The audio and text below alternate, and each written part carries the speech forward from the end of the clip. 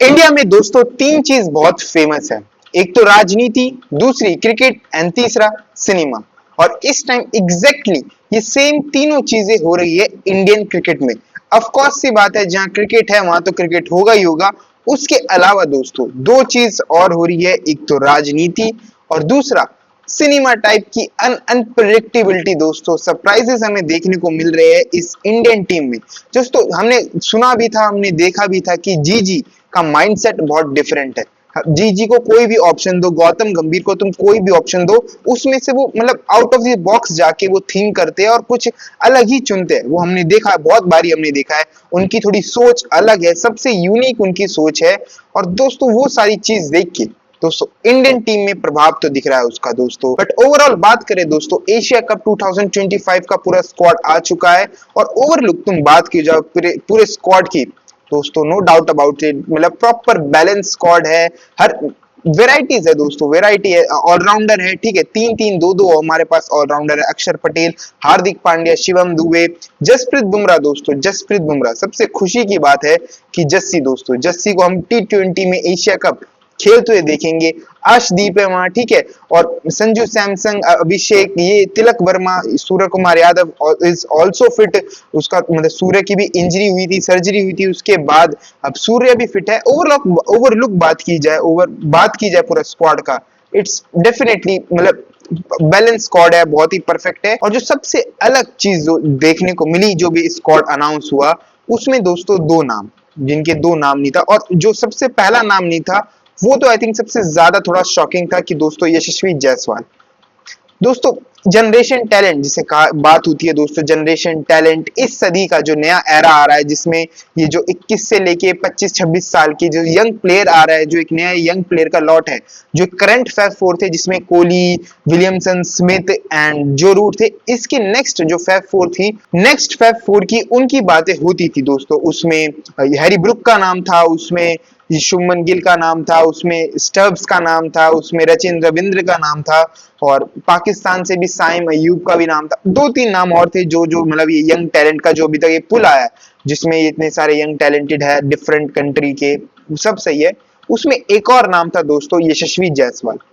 जिसने जब से इंटरनेशनल क्रिकेट में अपने कदम रखे हैं दोस्तों, जिस बंदे ने इंटरनेशनल क्रिकेट में अपने कदम रखे हैं दोस्तों, अपने डेब्यू पे ऑस्ट्रेलिया में जाके दोस्तों टेस्ट में सेंचुरी मारना, इंग्लैंड में सेंचुरी मारना, डबल सेंचुरी मारना अपने डेब्यू पे दोस्तों। और ये तो टेस्ट क्रिकेट की बात हुई, यशस्वी जायसवाल की टेस्ट क्रिकेट की बात हुई। और T20 की बात की जाए दोस्तों, ओवर द ईयर जब से यशस्वी जायसवाल ने आईपीएल में अपना डेब्यू किया, कंटिन्यूसली वो 600 500 उसके ऐसा सीजन जा रहा है लगातार, जहां वो इतने रन बना देता है, सेंचुरीज आ रही है दोस्तों। और इंटरनेशनल क्रिकेट में भी उसे जितना मौका मिला है T20 आईज में, उसने अपना अभी तक बेस्ट दिया है।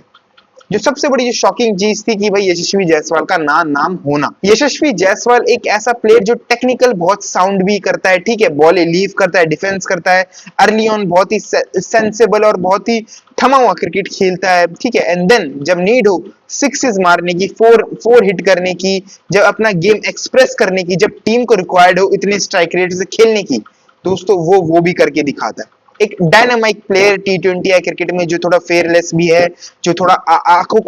को प्लीजिंग भी लगता है जब वो ड्राइव खेलता है, स्ट्रेट ड्राइव खेलता है। तो ओवरऑल एक मतलब पूरा पैक है दोस्तों, वो एक ओवरऑल पूरा एक पैक है। जहां बात करते हैं, जहां हम ढूंढते हैं, आजकल थोड़ा क्रिकेट थोड़ा मॉडर्नाइज हो गया है कि प्लेयर स्टार्टिंग में बहुत ही अग्रेसिव होते हैं, जो इतना आजकल T20 में बात नहीं होती कि थोड़ा टेक्निकल वाली। बट इंडियन तुम ढूंढना एक ऐसा प्लेयर चाहोगे जो एक टेक्निकल साउंड भी हो, और जब जब टीम को नीड हो छक्के चौके मारने की, थोड़ा सेंसिबल क्रिकेट खेलने की, वो भी खेल के दिखाए। तो उसमें दोस्तों यशस्वी जायसवाल दोस्तों परफेक्ट फिट होने वाला एक प्लेयर है। और उसे टीम से ड्रॉप कर देना, वो भी बिना कोई एक्सप्लेनेशन दिए बिना, तो ये थोड़ा मेरे को अजीब लगा, जिस हिसाब से यशस्वी जायसवाल को टीम से बिल्कुल ही हटा दिया सडनली। और जो दूसरा प्लेयर है वो है श्रेयस अय्यर, 2024 का आईपीएल विनिंग कैप्टन, 2025 का रनर अप कैप्टन, जिसने 600 से ज्यादा रन मारे हो इस साल के आईपीएल में। और बहुत ही अलग अय्यर लगा है दोस्तों, अय्यर को इतने साल हो गए खेलते हुए, उसे इतने साल हो गए देखते हुए। बट एक अय्यर जिसे कहते हैं कि अय्यर की पीक फॉर्म, एक अय्यर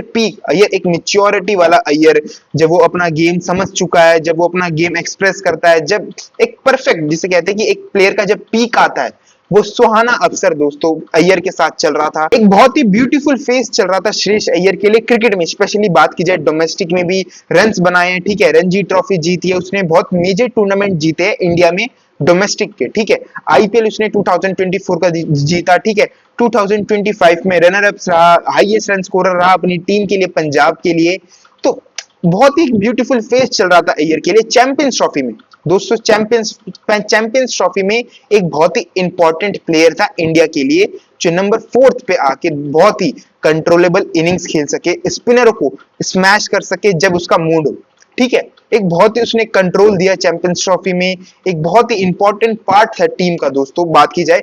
2023 के वर्ल्ड कप में भी और इस चैंपियंस ट्रॉफी में जो अभी हम इस साल जीते मार्च फरवरी में, जब भी अय्यर पे बात होती थी कि ये लौंडा बाउंसर नहीं खेल पाता, वो ब्रेंडम मकलम ऐसे ऐसे करता है कि इसे बाउंसर मारो, और बाउंसर के ट्रैप में श्रेयस अय्यर बहुत बार फंसा भी है। बट रिसेंट टाइम में तुम 1-2 साल से देखोगे कि उसने अपना भाई बाउंसर पे अपना गेम सुधारा है, शॉर्ट शॉर्ट उसने शॉर्ट बॉल पे अपना गेम सुधारा है, पुल पे अपना गेम सुधारा है दोस्तों, और बहुत ही अच्छा कंट्रोल के साथ वो अपने ये शॉट्स खेलता है,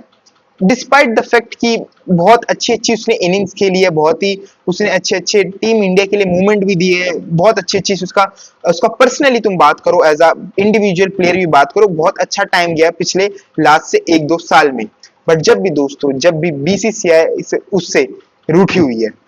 बीसीसीआई उससे रूठी हुई है दोस्तों, गौतम गंभीर उस व्यक्ति से रूठा हुआ है, क्योंकि तुम्हें याद हो चैंपियंस ट्रॉफी से शुरू होने से पहले इंडिया वर्सेस इंग्लैंड की तीन ओडीआई की कोई सीरीज थी, जिसमें अय्यर ने खुद आके बताया था कि विराट कोहली ने एक I think first ODI I think Virat Kohli ने मिस कर दिया था, तो उसकी बदले श्रेयस अय्यर को मौका मिला था, एंड श्रेयस अय्यर ने उस मैच में परफॉर्मेंस की थी,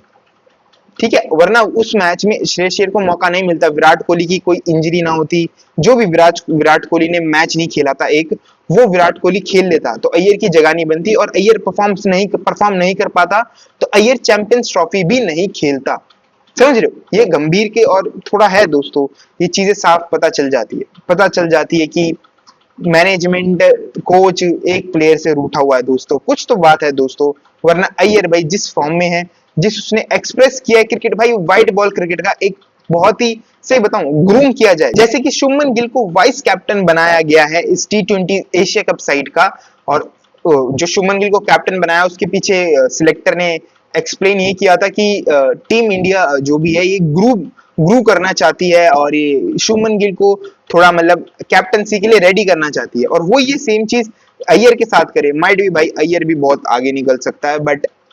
कुछ लक कह लो दोस्तों, किस्मत कह लो, कुछ भी अय्यर का इस टाइम साथ नहीं दे रही है। और जो बात हुई है भाई जो शुभमन गिल को वाइस कैप्टन बनाने की, ये देखो दोस्तों, एक बारी सिलेक्टरों ने सोच लिया,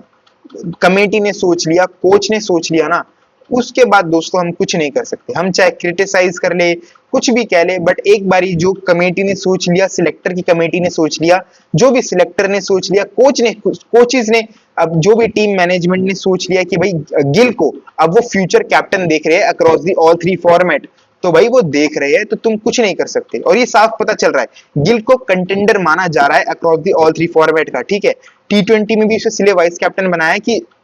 सूर्य कुमार यादव कितने साल का है भाई, 35-34 साल का है, उसकी भी एज हो रही है, ठीक है,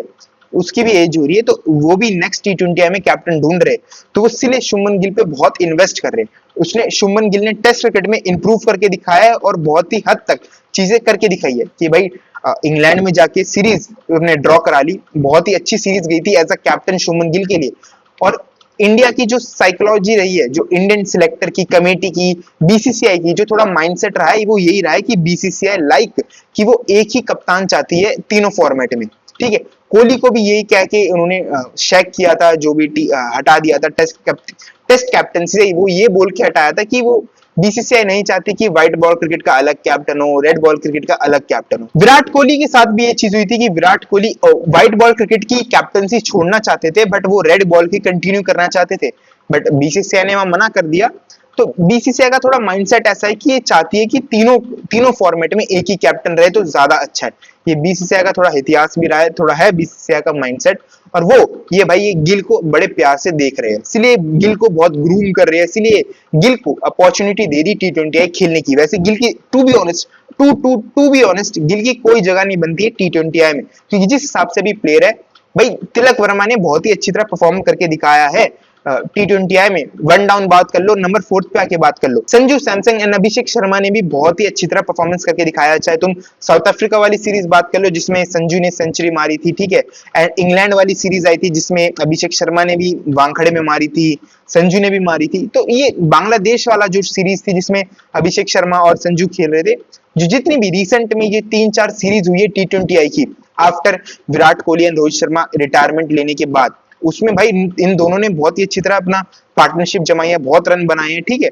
तो ऐसा भी नहीं है कि ओपनर खराब कर रहे हैं, तो कितने ओपनर रखना चाहेगी बीसीसीआई, ये भी बहुत डिपेंड करेगा। तो इसलिए इन्होंने जायसवाल को भी साइडलाइन कर दिया, इसलिए इन्होंने अय्यर को भी साइडलाइन कर दिया, क्योंकि ये गिल को एज अ फ्यूचर कैप्टन देख रहे हैं। रियलिटी यही है, रियलिटी दोस्तों यही है कि ये गिल को तीनों फॉर्मेट का कैप्टन देख रहे हैं, तो इसलिए अपॉर्चुनिटी दी है गिल को भी। तो ओवरऑल दोस्तों स्क्वाड तो बहुत ही प्यारा है, बहुत ही बैलेंस है। अभी भी मतलब इस टीम में जायसवाल एंड अय्यर नहीं है, उसके बाद भी बात की जाए तो टीम बहुत अच्छी है, बहुत अच्छी लग रही है। साफ साफ आई थिंक लग रही है कि भाई ये एशिया कप जीत सकते हैं, कोई इसमें दो राय नहीं है। टीम बहुत अभी भी सॉलिड है, बैलेंस है। कुलदीप यादव, अक्षर पटेल, ये दो spinner and Varun Chakravarthy also. Harshit Rana का सिलेक्शन बहुत ही दोस्तों यूनिक रहता है, वो तो साफ साफ पता चलता है हर्षित राणा को देख के, थोड़ा फेवरेटिज्म मिल रहा है। जब भी कहीं स्क्वाड बनाने की बात आती है, जब भी कहीं 15 मेंबर की स्क्वाड किसी टूर के लिए, किसी इवेंट के लिए भेजने की बात आती है, जब से गौतम गंभीर आए, तो ये दोस्तों हर्षित राणा का नाम सबसे पहले लिखा जाता है। ये चीज भी देखिए, ऑस्ट्रेलिया में डेब्यू हो गया था टेस्ट क्रिकेट में, इंग्लैंड वाली इस सीरीज में भी फर्स्ट टेस्ट मैच में भी हर्षित राणा को रोक के रखा था, ठीक है, चैंपियंस ट्रॉफी खिला दी। तो ये थोड़ी फेवरेटिज्म दोस्तों दिख जाता है, थोड़ा फेवरेटिज्म दिख जाता है जीजी का थोड़े प्लेयरों के प्रति। ये रियलिटी है, तुम चाहे से कुछ भी कहो, बट ये रियलिटी दिख जाती है। बट ऐसा नहीं है कि हर्षित राणा भाई बहुत, मेरे को तो ठीक लगता है, बॉलर बहुत बढ़िया है भाई, जिस हिसाब से उसके पास वेरिएशन है, जिस हिसाब से T20 में, स्पेशली T20 में तो बहुत बहुत सही है हर्षित राणा। तो इसलिए मेरे को वहां भी थोड़ी प्रॉब्लम नहीं हुई। बस एक जगह बस यही था कि जायसवाल एंड अय्यर, और अय्यर को भी चलो एक बारी को ठीक है भाई, अब क्या कर सकते हैं, बट जायसवाल का दोस्तों उसके लिए बहुत बुरा लगा। क्योंकि दोस्तों तुम मेरे से अभी भी पूछोगे ना कि गिल क्या जायसवाल, भाई जायसवाल 110 टाइम दोस्तों जायसवाल को ही चुनूंगा मैं। क्योंकि जिस हिसाब से भाई जायसवाल प्लेयर है दोस्तों, वो जनरेशन टैलेंट की बात आती है और एक अलग प्लेयर की बात आती है, तो दोस्तों जायसवाल बहुत बहुत आगे है इन सब में। तो इसीलिए बीसीसीआई ने गिल को चुना है कि वो कैप्टन भी चाह रहे हैं गिल को फ्यूचर। तो बहुत सी चीजें है, बट क्या कर सकते हैं, ओवरऑल स्क्वाड बहुत बढ़िया है। और सबसे बड़ी चीज दोस्तों देखनी ये रहेगी कि इंडिया पाकिस्तान के साथ खेलती है कि नहीं। वैसे बीसीसीआई में थोड़ी सी भी शर्म लिज्जा हो, थोड़ी सी भी उनमें शर्म हो, तो भाई उन्हें नहीं खेलना चाहिए, बाइकआउट कर देना चाहिए पाकिस्तान वाला मैच। क्योंकि एशिया कप हॉकी का भी चल रहा है, इफ यू नो कि एशिया कप हॉकी का भी चल रहा है। इंडिया, पाकिस्तान ने इंडिया में आने के लिए मना कर दिया है, उन्होंने पूरा टूर्नामेंट बायकॉट कर दिया है, और उसकी बदली पाकिस्तान की बदली बांग्लादेश को हॉकी के लिए, एशिया कप के लिए ऐड कर लिया गया है। तो बीसीसीआई में भी थोड़ी सी शर्म हो, थोड़ी सी भी कुछ हो,